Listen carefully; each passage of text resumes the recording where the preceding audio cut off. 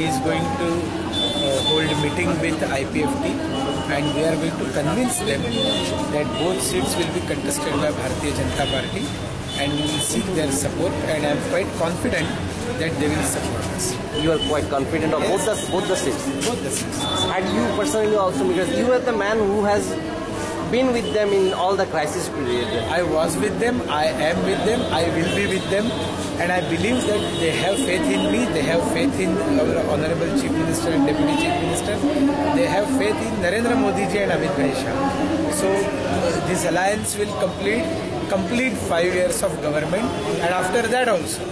So there is no problem in the alliance regarding contesting Lok Sabha seat. But they have been reiterating the same thing yesterday also in a press conference. Though the president and secretary was not there. Democratic party, and they have their own thought, they have their own ideology, and that is why they are a different party.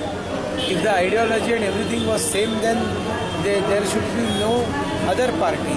They would have BJP only. But it is not the case, so they have every right to talk whatever they want to talk. But finally, see what happened in Assam. Assam Gana Parishad departed. But at the end of the day, they agreed and they expressed their solidarity with Narendra Modi ji and Bharatiya Janata Party, and they are contesting along with us, all other parties of the Northeast. Same thing is going to happen in Tripura.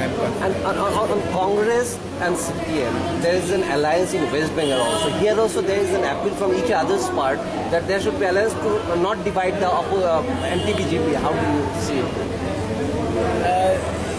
See, this hidden alliance of Communists and Congress is it is seen since the tenure of Pandit Jawaharlal Nehru, and that is why I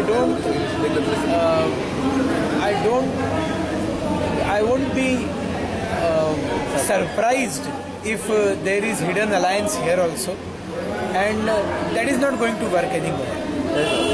Thank you.